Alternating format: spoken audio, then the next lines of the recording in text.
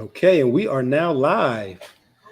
Yes, so welcome. This is episode 2 of Medical Mondays. Last week we were joined by Mr. Ron Harris, and this week we are joined by Dr. Sylvia Hollowell, board certified physician. You've probably seen her a couple of times before. She was featured on an episode of Nick's Knowledge and Notions. Well, two episodes actually. We had a health is wealth episode last year, I believe, and she was just on Friday evening uh, for our first year anniversary episode. Yep. Dr. Hollowell will be talking everything health related. We'll be covering different topics each week. Sometimes it will be her, sometimes it will be Ron, sometimes it will be the two together.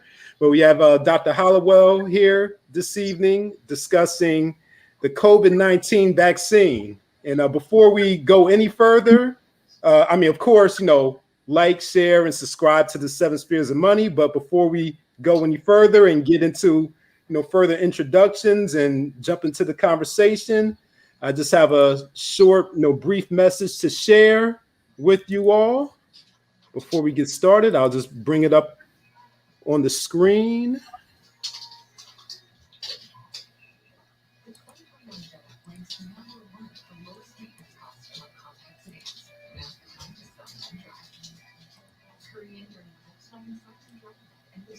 Yes, so Dr. Hollowell, can you see that on the screen? Yes. Okay, yes. So this is just a disclaimer. This show is for general informational purposes only.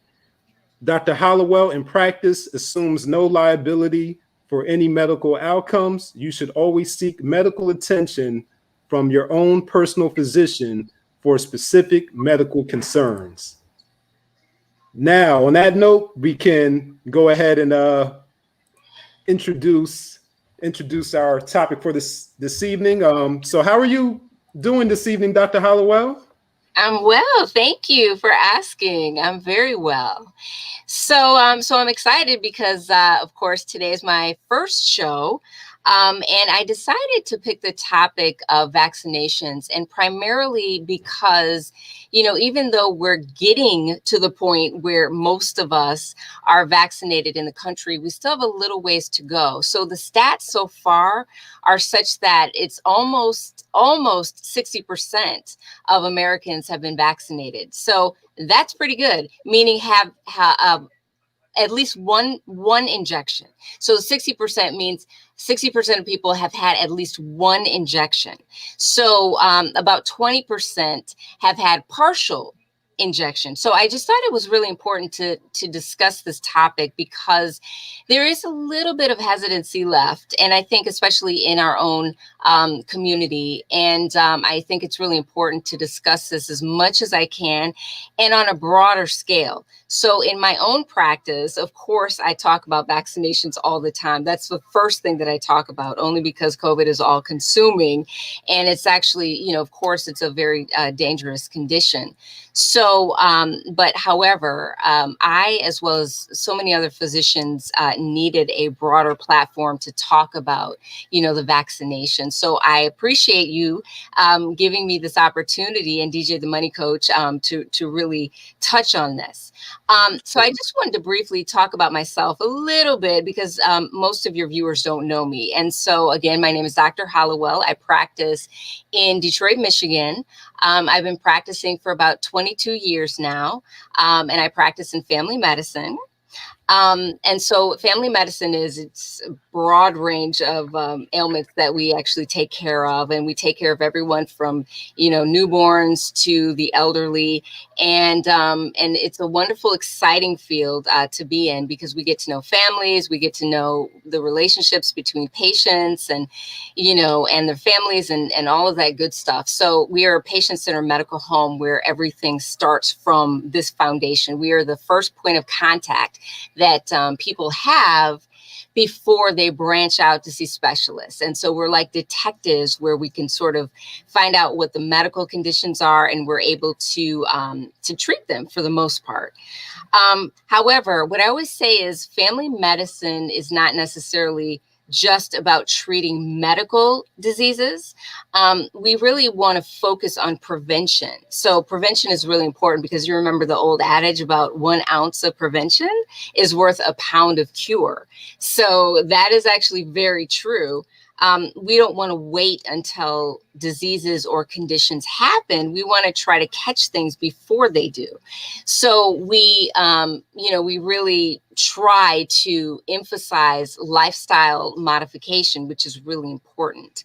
When we talk about prevention, one of the major topics is vaccinations, because I talk to my patients, whether they're, newborn, because I don't know if you know this, Nick, but even during the hospitalizations, when, after birth, the newborn gets their first shot in the hospital. It's the hepatitis shot.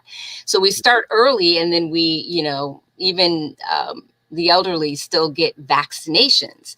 And so I did choose COVID because, again, I need to reach as many people as possible, especially in your group, Nick, the 20s and 30s and 40-year-olds, because in my practice and beyond, people above the age of 55, are getting their vaccines. It doesn't matter the race.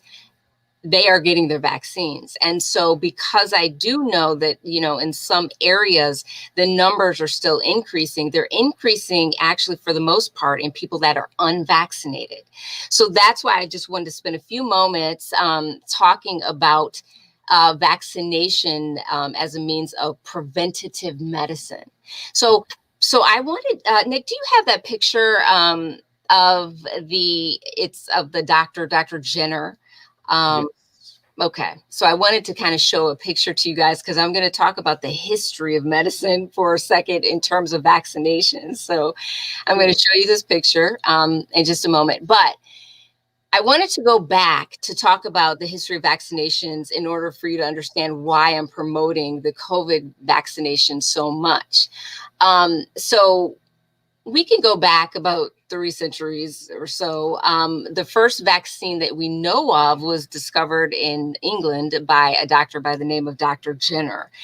And he actually took just a sample. We call it inoculation, but he took a sample from a milk maiden that was milking cows. And he took it from her because she had something called cowpox, which is similar to smallpox.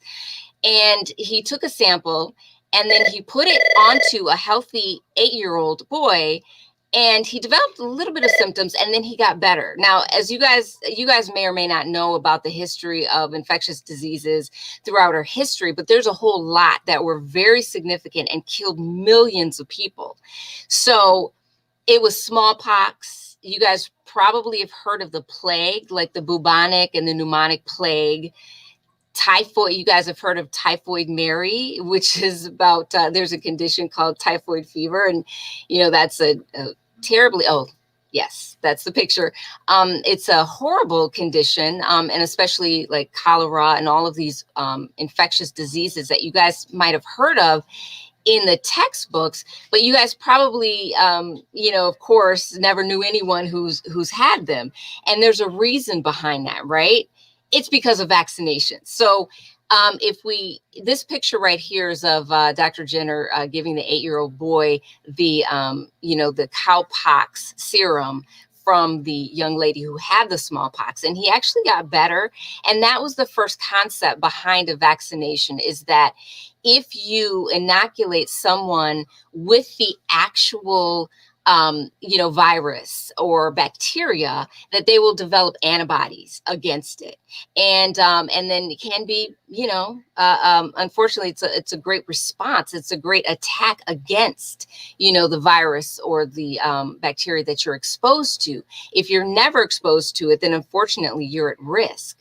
So, and then that's fine. Thank you, Nick, for that picture. So, and that's how really vaccinations work. We generally give either the whole virus or part of the virus, and we inject it, and then your body develops an immune response against it.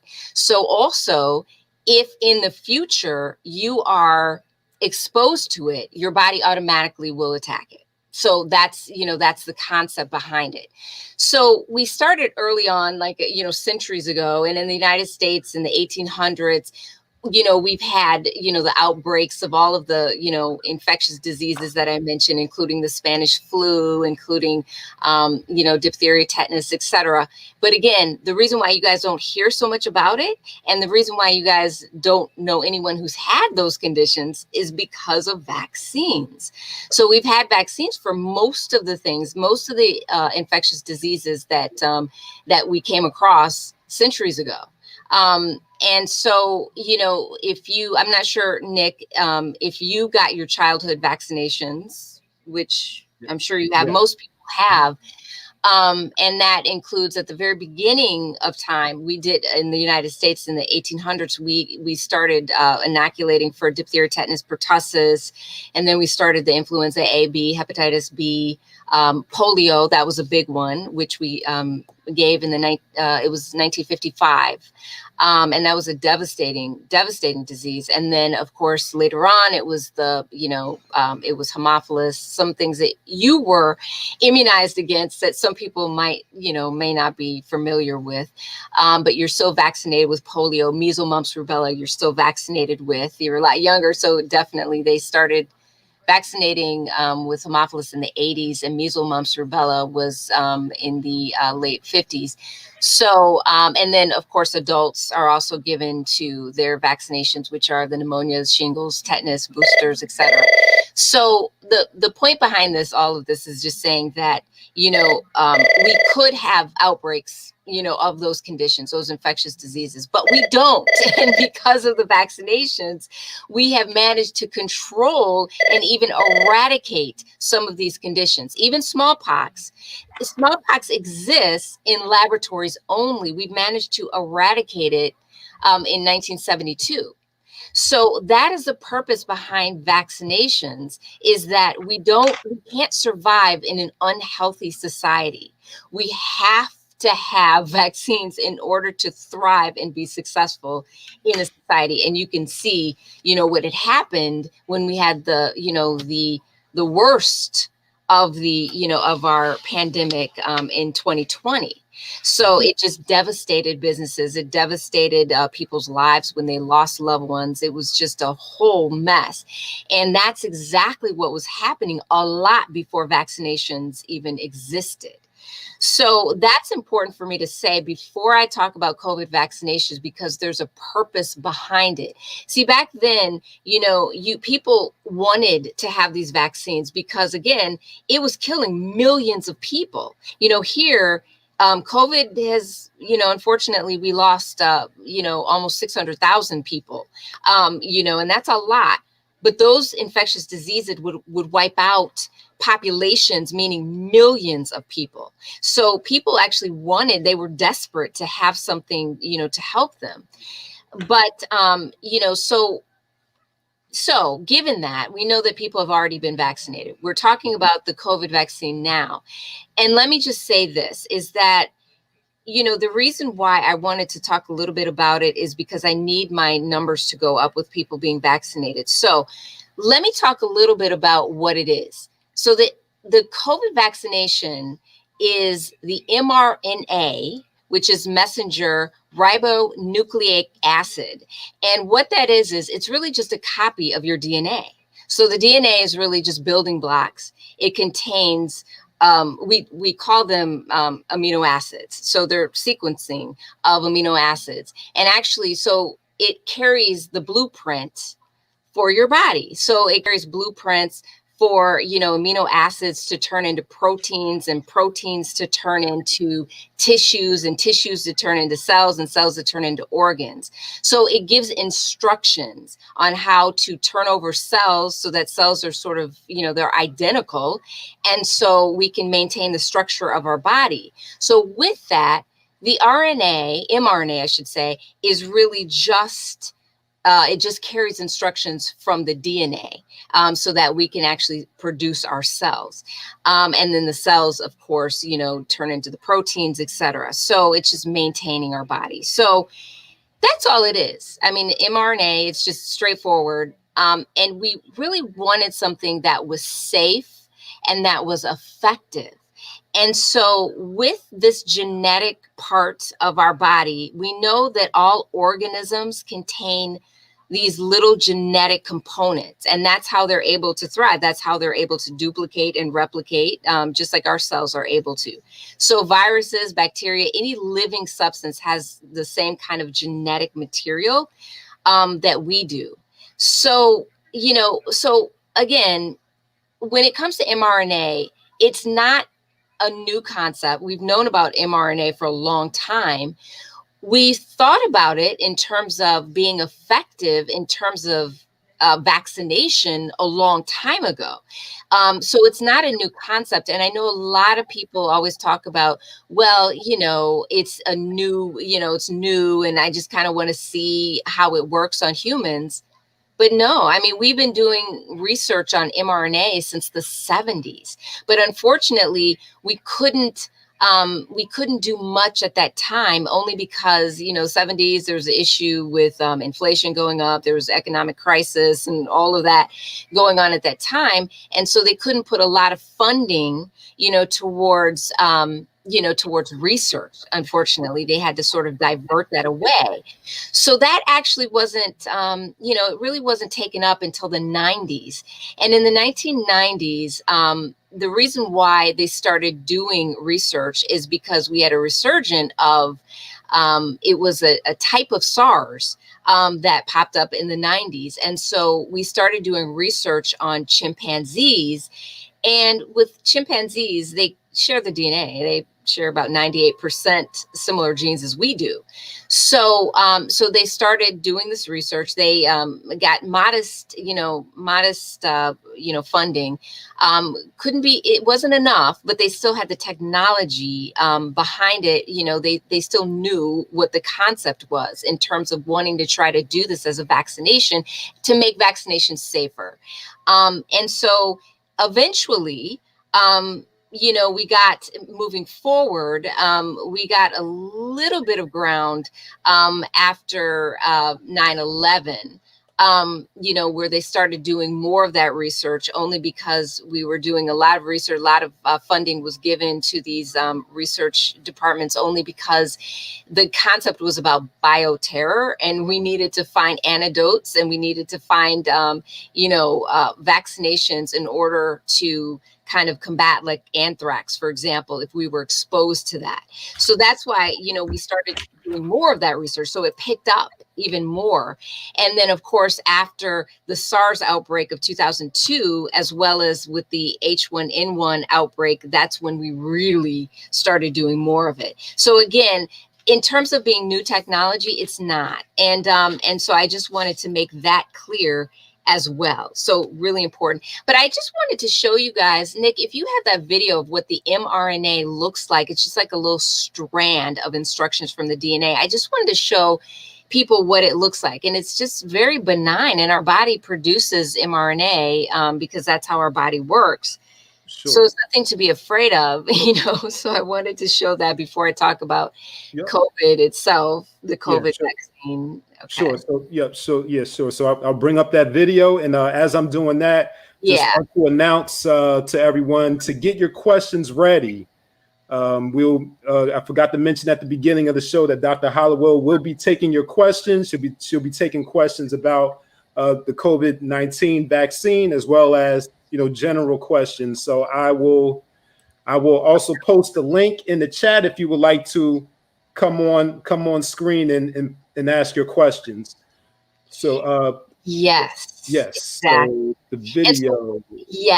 And while that is being queued up, so now we're coming to the COVID vaccination and what it's all about.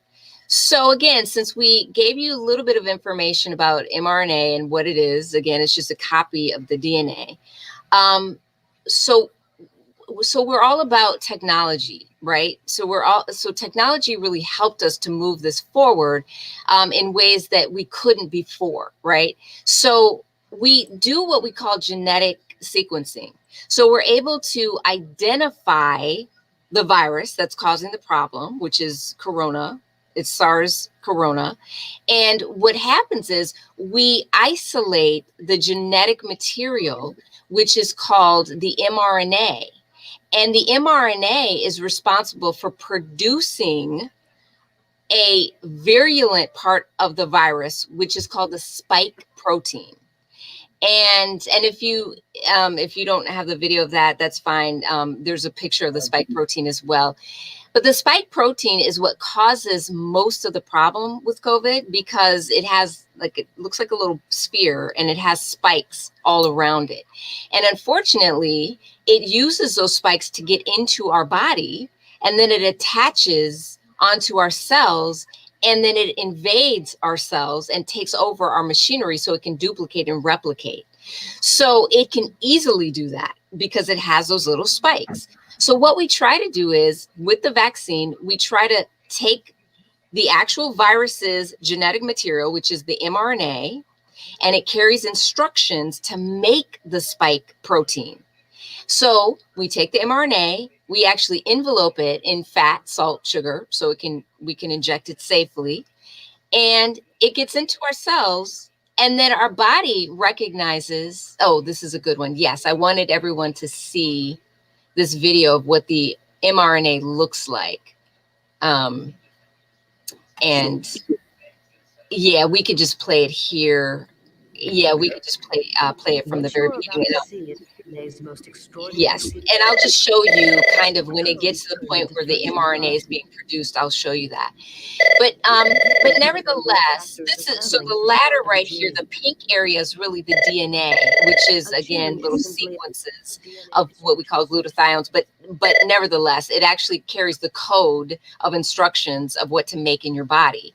So it's getting ready to produce the mRNA strand, because the DNA is that blue center, and then the length, the red length is actually just the chain of the DNA, and it is about to produce the mRNA. And yes, the yellow part is the mRNA, and yes. So anyway, so I just wanted to have you see that little yellow part, which is, yeah, that's what it carries, the instructions of the DNA. So that helix on each side is the DNA, and then you can see how it's producing that mRNA from that strand. So thank you, that was definitely helpful. And then also, Nick, if you have the spike protein, I'd like to show that one as well.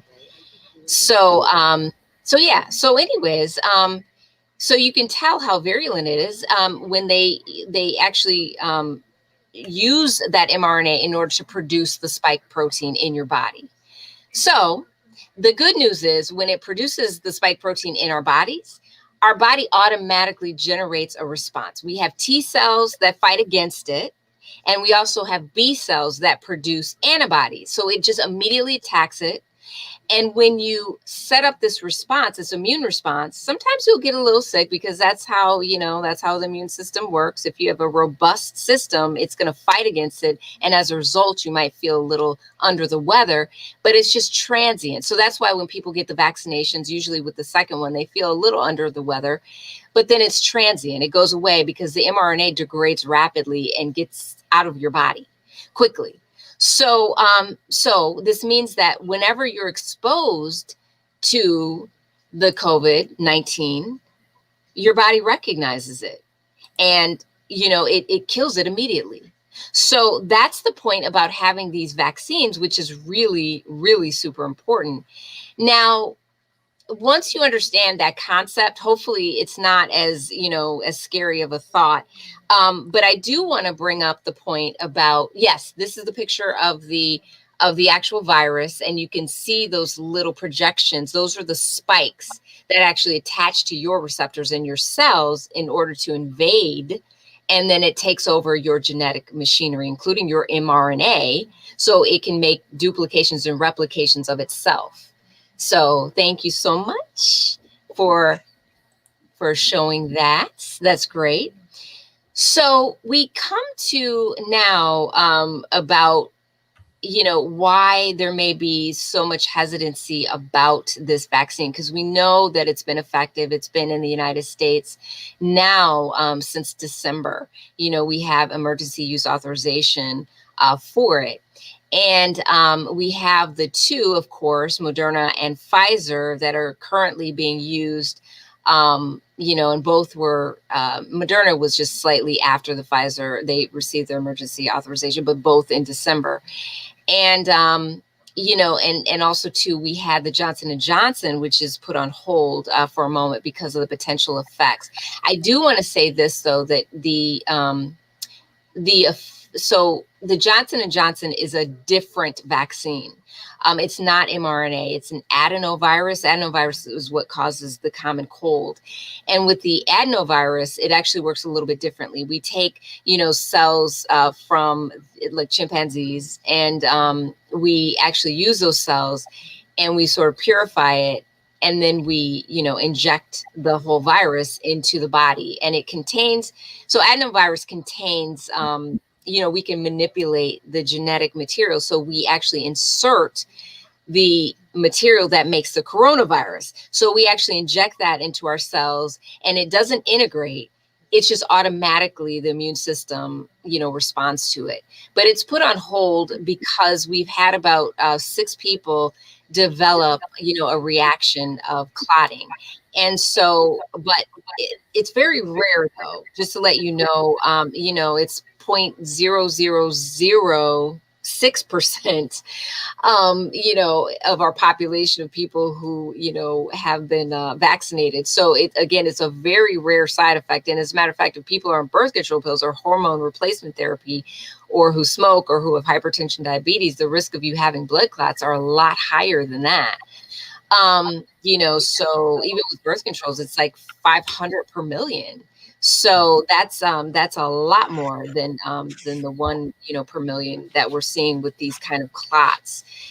They're called the central venous sinus thrombosis, and it can affect, the brain, and the legs. You can get blood clots in the legs and also to the lungs, etc. So, so nevertheless, it's very rare. They're probably going to bring it back onto the market. But the point is that I just wanted people to know, if that's making people more hesitant, please don't be, because we really want to focus on the mRNA vaccinations right now. And, we have been using them. They've been very safe.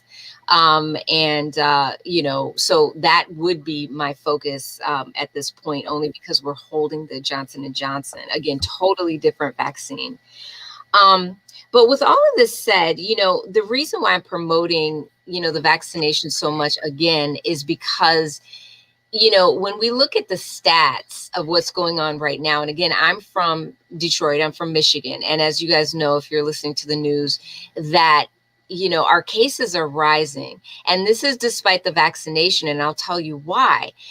It's the people, again, that are not vaccinated that we're starting to see in the hospital who have severe disease. And so, again, we're seeing people in the 20s, 30s, 40s range who literally are ending up, intubated, literally ending up, having these long-term, complications, which is horrible because they can be prevented. Our COVID vaccinations are very accurate. So, so with that, what I worry about is, again, when our young people are not vaccinated, they're the ones who are going to end up having terrible disease, or even worse, death. And I, of course, we don't want to see that when it comes to even children. Even in Michigan alone, since February, we've had 133% increase of children that have COVID. And unfortunately, a small percentage of those are also hospitalized. So we weren't seeing that as much towards the earlier course, but we're seeing it now, probably because of the variants. And the variants, are more contagious, and they can be more lethal. And so that's probably why we're seeing that. But with children, that's, it's a horrible thing because, they have this condition, which is a, multi-systemic inflammatory condition, which it affects them, from head to toe, their kidneys, they're having kidney failure and heart failure and all of these horrible things. And again, so we haven't been vaccinating our children, but if, the parents and the grandparents and everyone around the children would be vaccinated, the risk of them having COVID would not be as great.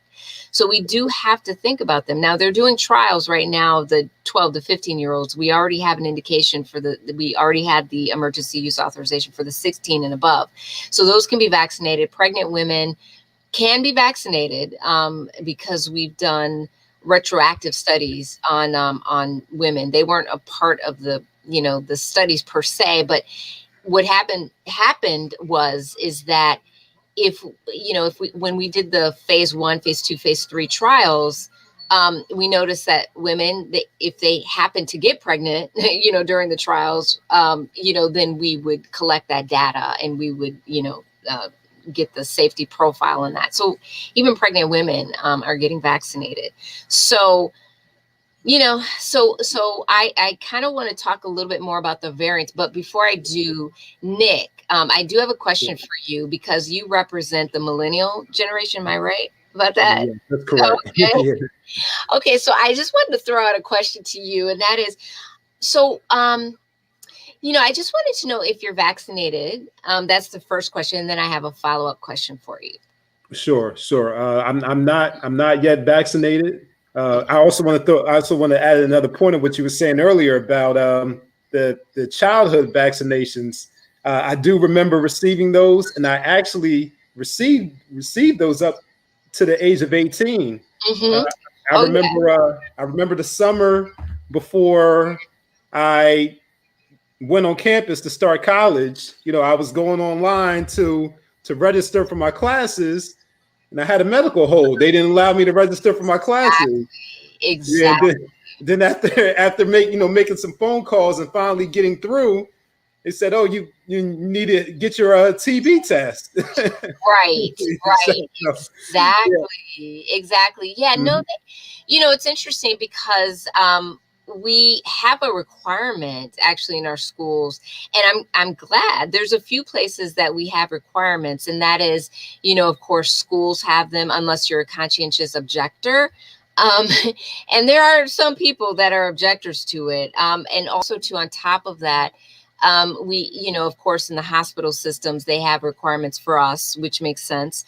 And also in the military, there's requirements. We haven't yet had the COVID requirements yet. And so that may be coming.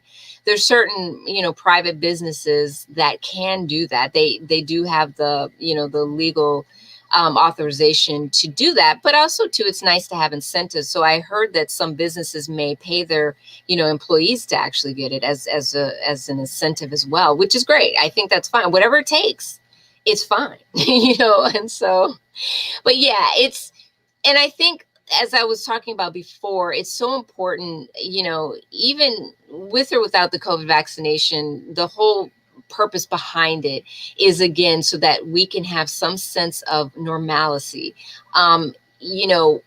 Even though I don't think we'll ever go back to where we were pre-COVID, I do think that there's still going to be some people out there who will always, no matter how many people are vaccinated, they will probably always be extremely cautious. Some people will still probably wear their mask indefinitely. I know there's some areas, some places in Asia that actually do that. Even after the SARS, they still had, masks on, etc. But I think that if we can edge closer and closer to that point where we, can open up, stadiums, where a lot of people can, enjoy, their time cheering on their favorite teams and going to concerts, enjoying their favorite artists like Beyonce. I mean, who wouldn't want to see Beyonce? And, who wouldn't want to see the Tigers and the, and the Lions? You know what I mean? Especially clobber the Cubs and the Bears. You know what I mean? We don't, so the Pistons, of course, I can't forget them. But, we yearn for that. But I think that, part of it is that, I don't think people realize if they're not vaccinated that, these variants will continue because they need a host. And usually with the ones who are unvaccinated, that's who they like to sort of, incorporate. They like to, embed themselves into our cells and take over.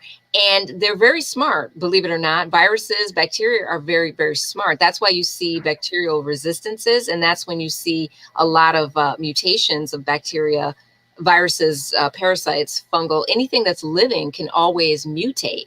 So that's it's a very common thing, but they can't really mutate very well in people that have been vaccinated. So unfortunately, we'll see a whole lot of these mutations occur. As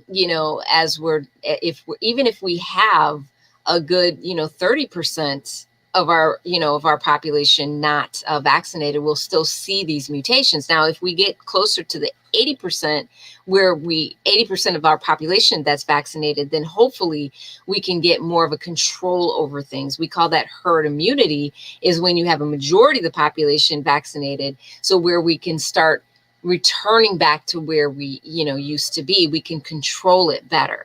But until that happens, we're still going to be chasing these variants. And we know right now that in Michigan, of course, a majority of our cases are from this variant from UK. It's the B117. And again, it's more contagious and likely more lethal. And unfortunately, that's the one that's present in large numbers now. But we can't forget that there's 3 other major variants. There's other variants, but there's 3 other major variants in the country. And they're mutating so quickly and fast that in California, they even have a double-stranded mutation, which is, B1426 and B1429. They're getting aggressive. So, so again, we really have to, be careful. We have some called the South African variant. It's the B1351. And we even think that it can sort of elude the vaccines that we're getting, the Pfizer, and the Moderna. We don't think that we're going to be protected against that, which is why they're talking about a booster shot. We know that we're protected against the UK variant, which is the common one that we see here in Michigan, but also across the states. That's the most common one now. So we should be good with that. But again, more mutations are going to happen, and we'll be chasing our tails. We'll constantly have to do like genetic sequencing to be able to cover those mutations. But we can't, unfortunately, that will continue if we're not vaccinated. So my other question to you is, Nick, is there anything that I could say to you that might, encourage you to get the vaccination, because you are a candidate to get them? So is there any questions that you may have that might, that I might be able to sort of, discuss, because what you're thinking may be what other people are thinking, on the show. So is there something I can, Sure. Yeah, sure. So I would say the most immediate thought or question that I would have is like, we understand we've seen, several people receive, one or both shots, and, some have reactions, some haven't. So my question would be, what research do we have about this, mRNA vaccine in regards to longer term reactions? So is there any information about reactions that may not appear immediately, but may appear, maybe 1, 2, or 3 years down the line from now? Yeah, so it's really the science behind it. So what happens is that just like in your body, when you saw that little video of the DNA and then the mRNA is produced, because it's just a single strand copy of the DNA. So it's really just taking the instructions from the DNA so that we can, of course, produce, proteins, etc. So what happens is, just like in our body, we have rapid cell turnover, right? And all of our cells from the top to the bottom, that's how our bodies work. It's just complete cell turnover all the time. And we have to receive constant signals from our genetic makeup, our genetic material, in order to turn those cells over, so that again, we can maintain ourselves, right? We kind of, skin cells, we like to turn those over, and the organ cells, we like to turn those over so we can maintain the healthy state of our, of our body. So with mRNA, it actually turns over quickly, and it's the same, again, in our bodies, it turns over quickly because we need to shed what's old and start anew. So, same concept as with stem cells as well. So, so that's just really the science behind it. So when the mRNA of the virus is in our system, it actually degrades once it transcribes into the spike protein, the small part. It's just a little small spike protein. It actually, it degrades rapidly. And we know that because we're very good in terms of genetic sequencing. We know exactly what happens. And so there should be no untoward effect whatsoever. Because I know that some people were thinking, well, for future fertility, I'm a little bit worried. But actually, mRNA, and no, there is no impact on future fertility whatsoever. So it degrades rapidly. It's not in your system, and you can, measure that. Even with the studies, they can actually measure the amount of mRNA and, that kind of thing that has produced the, spike protein. That all can be quantified. So that is definitely not the case. So, so I think it's a really, it's definitely not a problem at all, but it can be quantified. So, yeah. Sure. Yes. So, was there anything else that you wanted to touch on in terms of the vaccine? I think you mentioned something a little while ago, but I forgot. I forgot what it was. We were going. Yeah, there's so much, but again, it was just to stress the importance of of having these, and again, they're safe, and as a matter of fact, they're even safer than the vaccines that you guys received in childhood, because that actually it was more similar to the Johnson & Johnson because it actually took either the whole virus or it took part of the virus. So and we were exposed to that, of course, and that's how vaccines work for the most part until we got a safer, regimen with the mRNA, because it doesn't require as much steps to get to an immune response against it. So again, it's safer than anything that we've received in the past. And so, we're healthy individuals, right, Nick? I'm assuming you are. I'm healthy. I've never had polio. I've never had measles, mumps, rubella. I've never had, any of those things that could be devastating. So yeah, it's again extremely safe. I saw something that came across. There's a banner about someone. I don't know if I can mention his name, but someone just got his second Moderna shot today. Oh yeah. This is out in the public. This is on YouTube. Okay, so it's okay. It was Clarence and Clarence Archibald, and he said that he got his second Moderna shot today, and so far no side effects, which is great.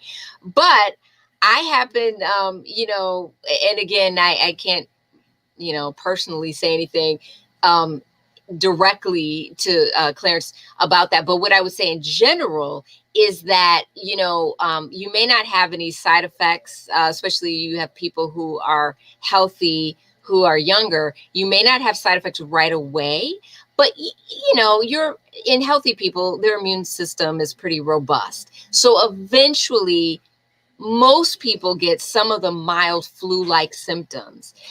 So you may get a little bit of, tenderness in the arm. That's common. You may get a little fever. You may get a headache. You may get some dizziness, that kind of thing. Runny nose, cold-like symptoms. But, however, it's short-lived, right? Because that is actually your immune system reacting against the spike protein. So that is something to be expected. Even if Clarence did not get the symptoms yet. Likely you may, I hate to say it, but likely you may. So have your little Tylenol on board, or if you want to take Motrin, if there's no contraindications to Motrin, definitely have that on board just in case, because again, most people do. Now, the people that don't mount a response are usually the people that are immunocompromised. And those are people who generally are older, like our elderly patients generally don't mount any response. So, and yeah, so, and also too, I was, Clarence has another pop-up. It says I was even fasting. So yeah, exactly. No, that's fine. But I, just because I do know how these generally work, you probably will, most people get these kind of side effects, but again, the elderly don't, for the most part. And also too, if you're on any kind of immune suppressive medicine, like for example, if you have lupus or rheumatoid arthritis or things like that, where, you're on medicines that suppress the immune system, you may not get a response. So it doesn't happen in everyone, but again, those kind of reactions are kind of a good sign that your immune system is robust and healthy. So, but it's short-lived, right? Because again, like we were saying, the mRNA degrades rapidly. So yeah, it's definitely it's a great thing. So yeah, so that's great. But again, I always wanted to tell people, don't worry, because people worried, when they had the flu shot and they were saying, oh, well, I got a little bit sick. Okay, that could have something to do with your immune system as well, sort of working. But with this one, it's very short-lived because, again, it's safer than any of the other vaccines. It's a totally different technology. So yeah, so it's just something that I wanted you guys to expect, so that when you do get the shot, especially the second shot, that you're not so worried about it, and to say, because that's a normal part of what to expect, So, I don't want you to be hesitant to get it because of that reason. So, yeah. So I wanted, okay, I'm sorry. Oh no, I was going to say, yeah, you gave a lot of, a lot of information, a lot of valuable information, and we don't want to overload, the folks out Right, there. there's a lot of stuff. Yeah, Right, so we can, and as all of this is new, so there will be new developments, new updates that we can always come here and return to this platform to share with the audience. It's interesting. I actually received a news notification first thing this morning, and this wasn't planned. We didn't. I didn't know this was coming up. I don't think DJ knew this was coming up, but I received a notification that said, as of April 19th, all individuals ages 16 years and older are now eligible to receive the COVID-19 vaccine in all 50 states, Washington, D.C., and Puerto Rico. And that April 19th is today. Yes. So how timely is that that this is our second episode of Medical Mondays with you, and that news just came out. Yeah, absolutely. And we've been vaccinating here in Michigan. We've been vaccinating the 16-year-old plus actually for a couple of weeks now. So we're very excited about this, because we wanted to. The goal is to get the vaccine into as many arms as we possibly can. And because of these variants that are just taking hold, and because they're so potentially dangerous, we don't want any other kinds of casualties, especially because we know we can prevent them. So that's the most important thing. And in terms of technology, they're working on even, better things when it comes to DNA technology, RNA technology, in terms of, we are doing trials with HIV, and in terms of using the mRNA vaccination. So that's actually really good. That's something that we will look forward to getting the results on that.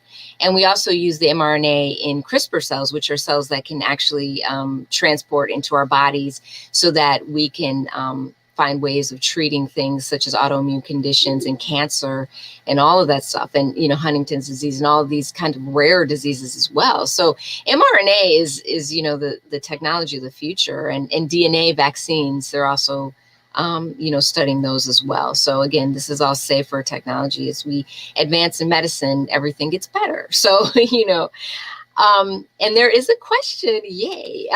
So from Clarence, I appreciate your participation, Clarence. So it says, if you are fully vaccinated, can you pass on the virus? That's a great question. I love it. So unfortunately, you'll see these. I still have these. And of course, I've been fully vaccinated since December. So the reason why we are still wearing our masks and we're still taking precautions, even with being distant from people, at least 6 feet. I mean, the germs can spread faster than that and farther than that. But is because we think that there may be a chance that we might spread the virus to unvaccinated people. So that's why in my practice, I always make sure that I wear my mask. I make sure that I'm doing everything I can do to take extra precautions so that I'm not spreading the virus to my unvaccinated patients. But we do think that the viral load, we know, is probably not as much in terms of transmission from vaccinated people to unvaccinated people. So it's probably very minimal, which means that even if we do spread the virus, we think that it's probably not going to cause serious disease. So, so we think that even though we can, it may not be harmful in the fact that even if you test positive from someone who is vaccinated, it probably is not going to put you in the hospital. So that was a really good question. Love it.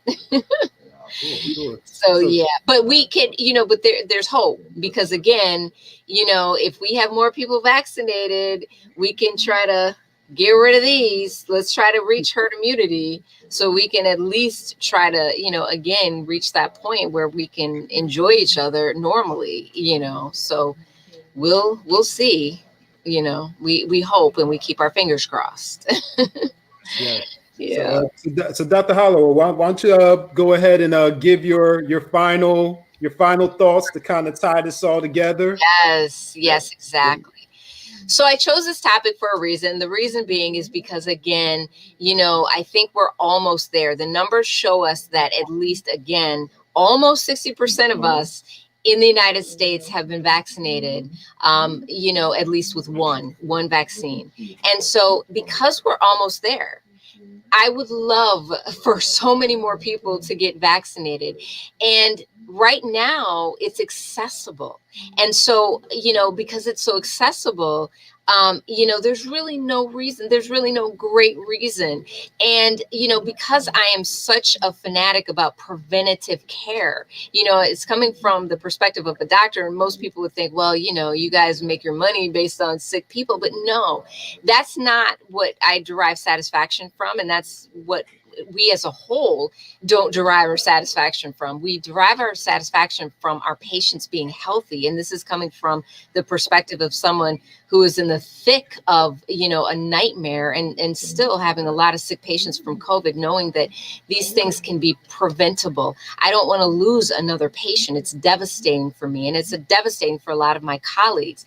So because this is so preventable, let's go ahead and do what we did with smallpox. We eradicated it. Let's do what we did about, polio, which again, we still need vaccination for it. But you never see anyone with polio. You never hear about anybody with diphtheria or the plague or, any of these things. It's because of the vaccination.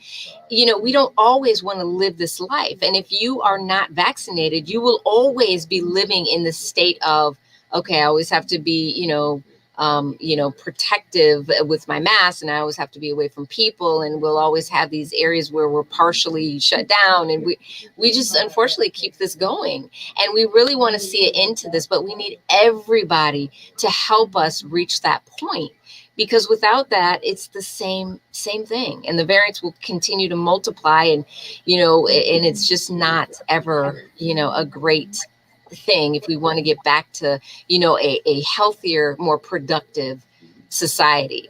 And so so I strongly encourage it, and if there's anything I can say, even if I change like one mind, that's